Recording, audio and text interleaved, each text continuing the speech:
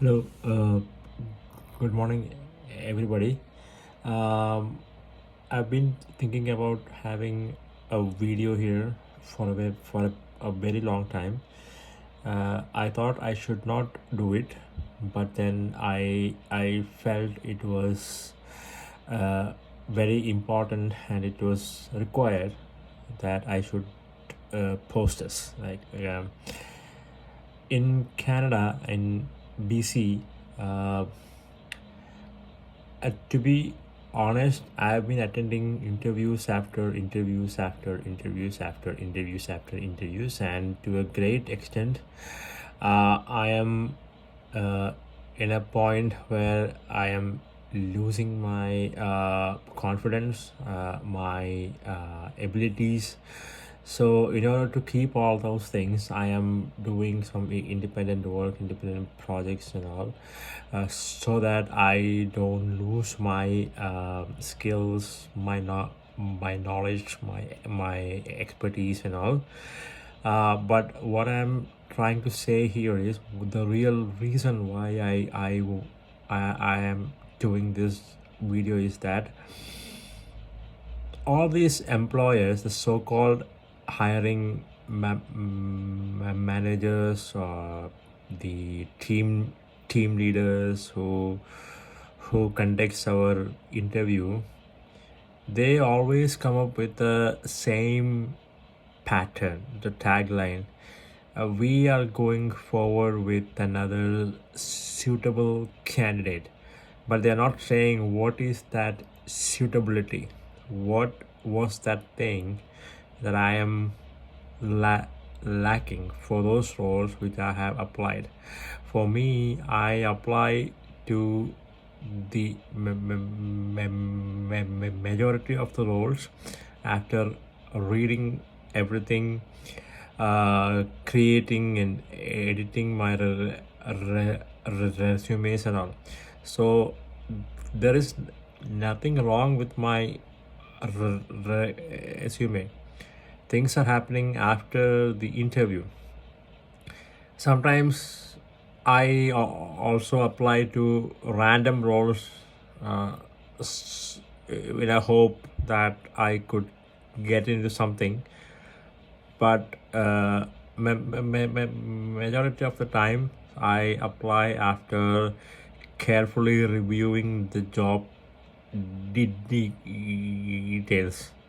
Uh, I wanted to tell you something that the employers or the prospective hiring managers, they are not ready to ask the questions that are required for this role or that are required for this role based on our previous experiences. I attended an interview with a leading health authority, which is called PHSA. I am not hesitant to say the name of the organization because I feel they are not treating, they are not doing the hiring process or the interview process even with their own internal candidates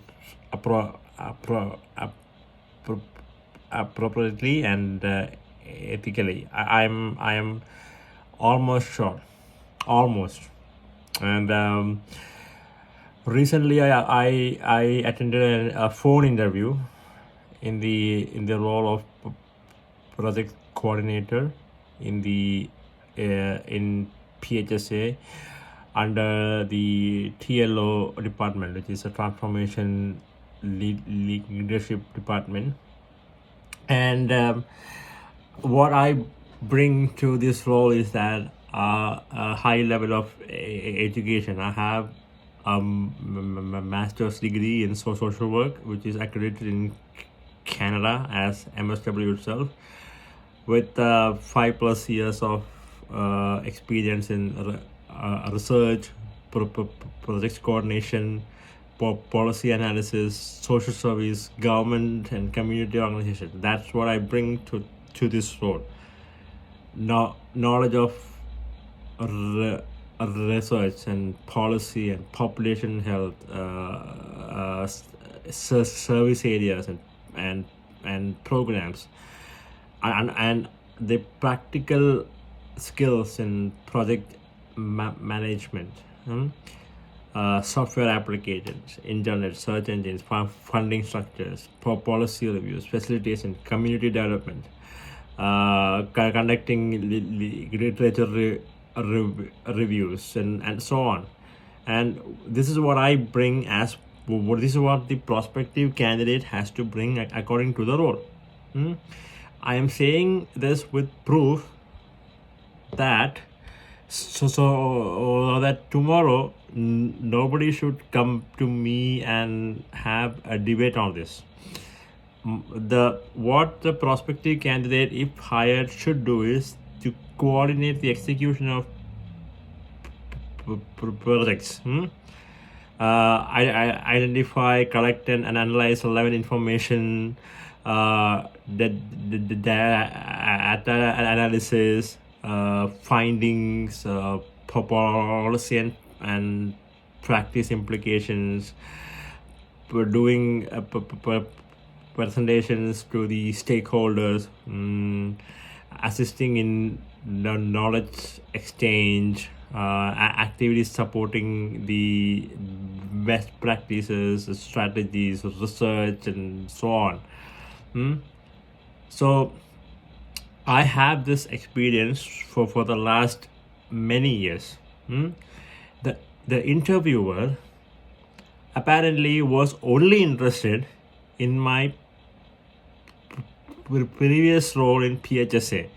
Unfortunately and apparently, I have done only very less on these areas. Like my job in BCHS, which is another program of PHSA, and in PHSA itself, was very limited to my actual knowledge, skills, and expertise. But I was involved in other administrative and operation stuff. But parallelly, I was engaged in other research projects, and also other project coordination and all. The interviewer was not listening to what I wanted to say about my actual expertise.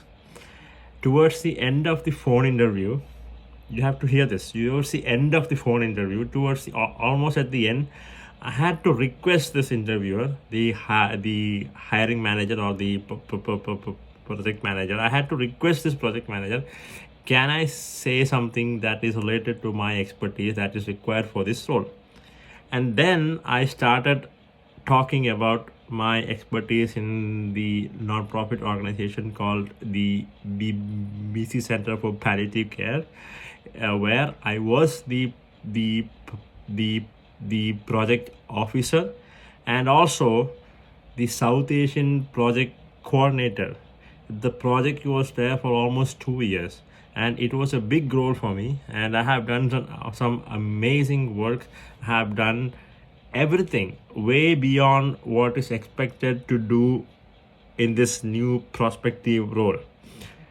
Of course, I didn't have time to explain all that because the interview started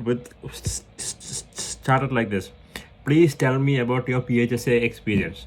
In PHSA, I have done only the my 85% of my work was in the administration operations part, but I have also done some only 15% of my work was related to my actual experience, my actual thing. So after I completed saying all those things, the hiring manager told me, oh, you are very ambitious, you should be in a business analyst role, based on what you have told me. So my question is, do these hiring managers read our resumes? Do they actually read it? if they had read my resume, or if they read the resumes of all the candidates, they would have actually considered their all their previous expertise, all of them. Like, if I am going to hire someone for my institute or for my organization, I would actually go back to the very end of the candidate resume to understand the entire knowledge, skills, and aptitude and attitude, the practice, experience, expertise of that candidate that I could consider for a role. That's what a responsible hiring manager would do, right? So this is not happening in Canada, or I don't know if it's not happening in BC, at least with the organization where I was working in the past. I am still enrolled in the talent on demand pool, but I am not employed with them physically. So towards the end of the interview, I had to tell that I want to talk with you about this. And apparently it was a phone interview, and then the interviewer told me, you are ambitious, you should be on this role, you should be doing that. And literally I didn't get time after the hiring manager said all those things, and I had to request additional few minutes to give an overview of what I have done in the BC Center for Palliative Care. And also I sent an email with a thank you note, also explaining how my previous experiences relate to what the project coordinator transformation leadership team is looking for, how it is related, how it is connected, how it is how much it is applicable, and then after 1 week I did a follow-up, and then the response I got was, thank you for your patience and following up. We appreciate your interest in the project coordinator position, and we are impressed with your qualification. Now, we are impressed with your qualification, you have amazing skills, blah, blah, blah, blah, what everybody says, is a tagline in here. It's a tagline. Everybody says the same thing. If you guys want to say that we are not being considered for the further hiring process, or the next stage of the interview, or for the final selection, please don't say that you are impressed with our qualification and expertise. If you are impressed, you should consider us, right? What is the definition of that impression? What is the definition of the impression? Are you impressed with the qualifications that are required for this role, or are you impressed in general? So you should, as hiring managers, you have to define what is the basis of your impression. Be impressed with your qualification, you have amazing skills, blah, blah, blah, blah, blah. And again, the next tagline is this: unfortunately, which is a standard thing in here. Unfortunately, we have decided to move forward with other candidates whose skills and experience better meets our needs at this time. Technically, the hiring manager did not ask me the questions that are related to the skills and expertise. She was constantly looking into my PHSA role only. PHSO is a job description when what I have done, and I only had this much time in the entire interview to talk about how I am related to these skills and expertise that are required for this role. Yeah, and then this is a very, very, very concerning thing for all the candidates. Like, the Canada government is issuing immigration, bringing thousands of people that they claim they need skilled labor, highly qualified professionals, but the immigration or the Canada government, what they are not thinking is that the employers are not interested in hiring us. I am telling you, the highly skilled professionals that we are, they are not interested in at least many of them are not interested to hire someone who is very highly qualified for our age, our expertise, experience, or to a great extent our race. I don't know. I'm because this I have felt it in the past.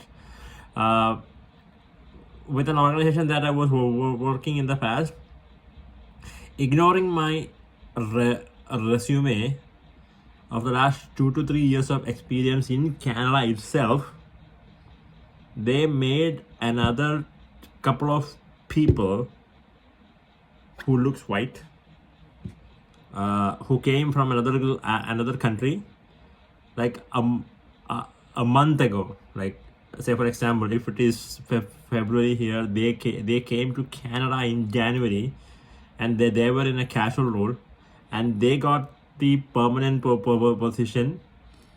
And I'm just thinking, so what happened to the so-called Canadian experience?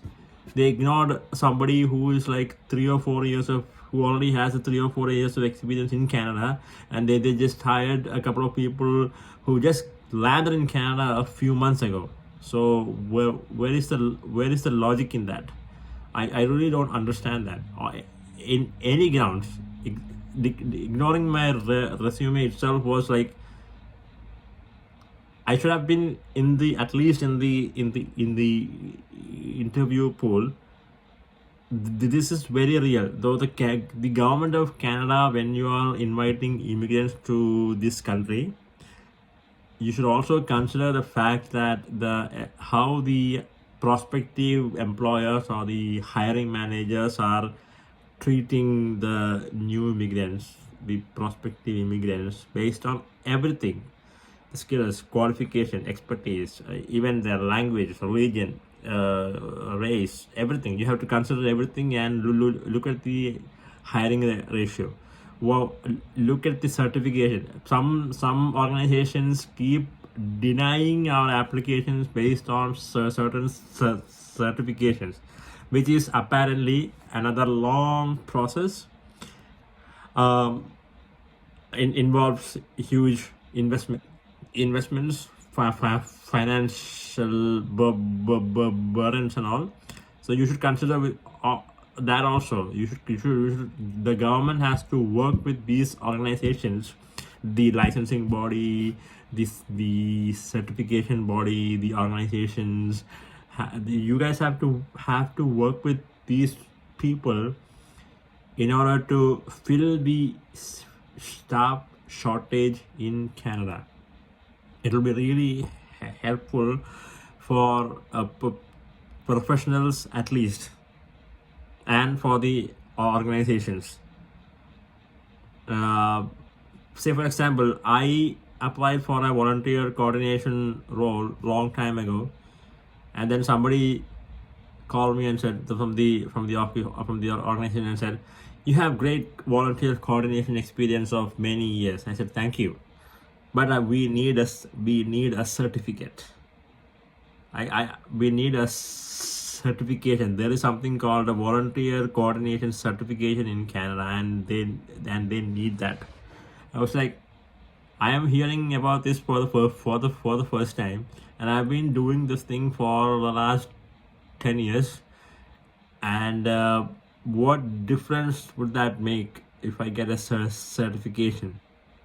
And it is like a 6 months course, and I have to do a certification and complete this exam. And I really don't know what's the logic in saying all those things.